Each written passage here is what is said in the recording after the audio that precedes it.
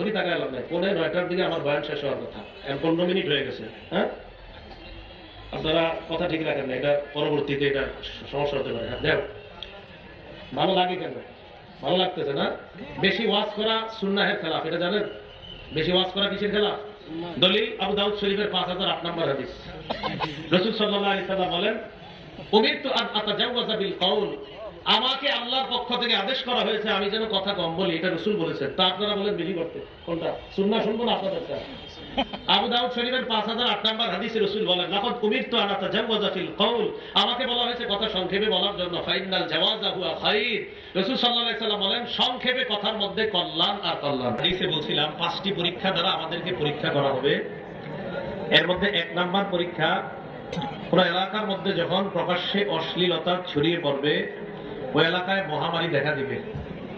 2 number, ওয়ালাম ইয়ানকুসুল Michael ওয়াল মিজান, কোন এলাকার মধ্যে যখন ওজনে কম দিবে, ওই এলাকায় 3টা গজব আসবে।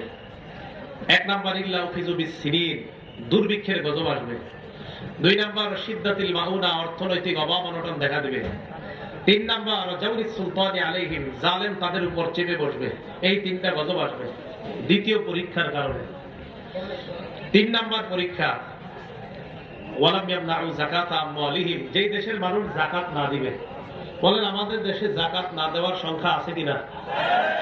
নবী সাল্লাল্লাহু আলাইহি সাল্লাম বলেন, ওয়ালাম ইয়ামনাউ যাকাতা আমওয়ালিহিম ইল্লা মিনাস সামা, কোন দেশের মানুষ যদি যাকাত না দেয়, ওই দেশের মধ্যে রহমতের বৃষ্টি বন্ধ করে দেওয়া হয়।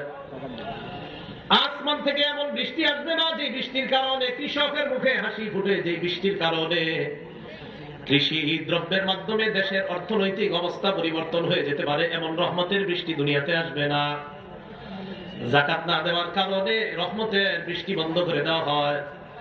নবীজি বলেন, লাউলাল বাহাইম লাম ইউমতারু, চতুষ্পদ জন্তুরা যদি না থাকতো লাম ইউমতারু, তাহলে ওই এলাকার মধ্যে আল্লাহ বৃষ্টি দিতেন না। যাকাত না দেওয়ার পরে আমরা যারা বৃষ্টি পাই, চতুষ্পদ জন্তু হাইওয়ান জানোয়ার যারা বৃষ্টির কারণে খুশি হয়, তাদের কারণে আল্লাহ আমাদেরকে বৃষ্টি দেয়, আমাদের বুজুর্গের কারণে না। আমরা যে অপরাধ করি বৃষ্টি বন্ধ, ওই যে হাঁস বিভিন্ন প্রাণীরা সাঁতার কাটে বৃষ্টিতে, আল্লাহ তাদেরকে বৃষ্টি দেয়, তাদের কারণে আমরা বৃষ্টি পাই। এই হলো 3 নাম্বার পরীক্ষা। পরীক্ষা নাম্বার 4, ওয়ালাম ইয়ানকুদু আহদাল্লাহি ওয়া আহদা রাসূলি, যে দেশের মানুষ আল্লাহ আল্লাহ রাসূলের সাথে অঙ্গীকার ভঙ্গ করে, ওই দেশের মধ্যে ইল্লা সাল্লাল্লাহু আলাইহিম আদুওয়াম মিন গায়রিহিম, আল্লাহ বহিরাগত শত্রু চাপায়া দেয়। আবার বলছি, যে দেশের মানুষ আল্লাহ আল্লাহ নবীর সাথে অঙ্গীকার ভঙ্গ করে, ওই দেশের উপর আল্লাহ বহিরাগত শত্রু চাপায়া দেয়। বহিরাগত শত্রু এই দেশের মধ্যে আসার পর ফাখাযু মা ফি আইদিহিম, তাদের মূল্যবান জিনিসগুলা তারা ছিনা নেয়। ওই বহিরাগত শত্রু ওই জাতির উপরে আসবে, আল্লাহ চাপায়া দিবে, ওই জাতির মূল্যবান সম্পদগুলা বাহিরের দেশের শত্রু ছিনিয়ে নিয়ে যাবে, যে দেশে আল্লাহ আল্লাহ রাসূলের অঙ্গীকার রক্ষা করা হবে না। আবু দাউদ শরীফের 4015 নম্বর হাদিসের বর্ণনা, ক্বালা রাসূলুল্লাহ সাল্লাল্লাহু আলাইহি ওয়াসাল্লাম, নবীজি বলেন, ইয়া আলী লা তাকশিফ হাফিজা, আলী তুমি তোমার সতর উলঙ্গ করবা না, তুমি তোমার রান প্রদর্শন করবা না। ওয়ালা তানজুর ইলা ফাকিদি হাইয়িন, জীবিত ব্যক্তির রানের দিকে দেখবা না।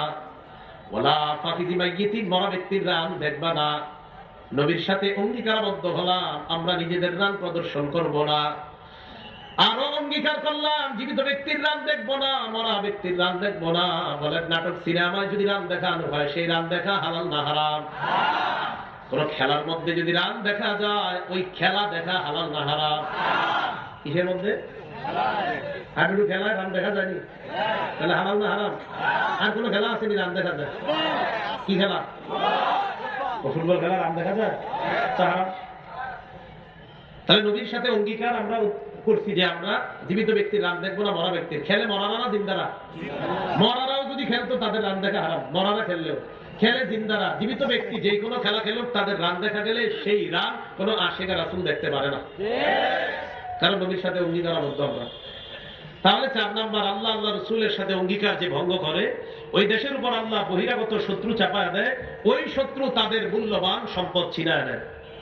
5 নাম্বার পরীক্ষা, ওয়ালাম তাহকুম আইম্মাতুহুম বিকিতাবিল্লাহ, যে দেশের শাসক আল্লাহর কিতাব অনুযায়ী ফয়সালা করে না, ওয়া তাখায়্যারু বিম্মা আনজালাল্লাহ, কোন দেশের শাসক যদি আল্লাহ কিতাব অনুযায়ী ফয়সালা না করে, আল্লাহ যা নাযিল করেছেন তা যদি স্বতঃস্ফূর্তভাবে মেনে না নেয়, ইল্লা জাআলাল্লাহু বাসাহুম বাইনাহুম, ওই দেশে মানুষে মানুষে আল্লাহ যুদ্ধ বাঁধিয়ে দেয়।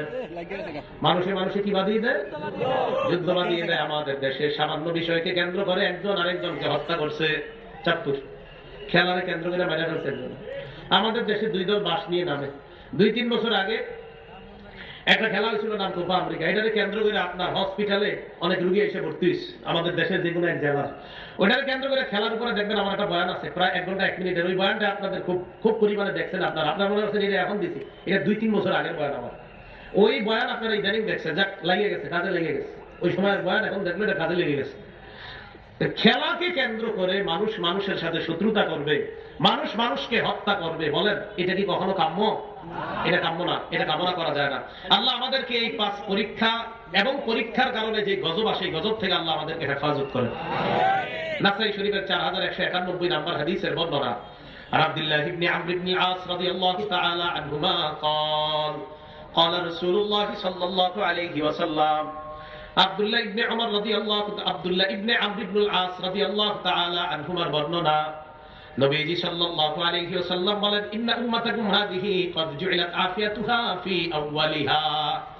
নবীজি বলেন, আমার এই উম্মতের প্রথম দিকের যারা, তাদেরকে স্বস্তিতে রাখা হয়েছে, তাদের মধ্যে স্বস্তি রাখা হয়েছে। ওয়াসাইসিবু আখিরাহা বালাউন ওয়া উমুর, আমার উম্মতের শেষের দিকে যারা আসবে তাদের উপর একের পর এক বালা মুসিবত আসতে থাকবে। কি আসতে থাকবে? বালা মুসিবত। ফায়ুরাক্কিবু বাদুহা বাদা, বুঝেন?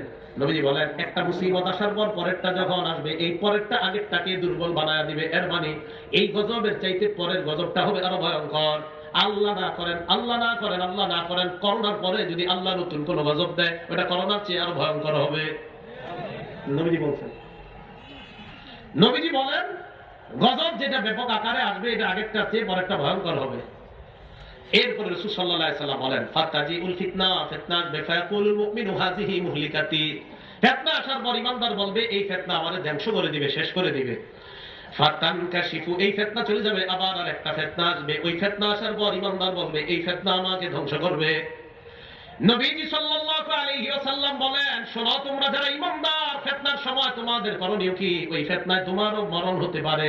বুঝবেন, ফিতনা আসলে ভালো মানুষও মরতে পারে, ফিতনায় গজবে ভালো মানুষও পড়তে পারে। বলেন, গজবে ভালো করোনায় কি ভালো মানুষ মারা গেছে না? মারা গেছে।